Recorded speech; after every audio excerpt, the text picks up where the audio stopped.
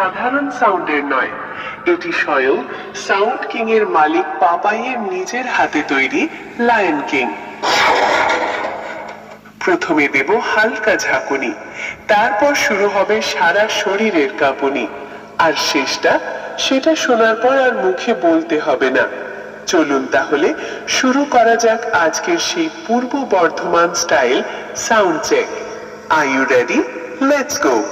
রায়না পূর্ব বর্ধমান থেকে আপনাদের সকলকে স্বাগত জানাই লায়ন কিং।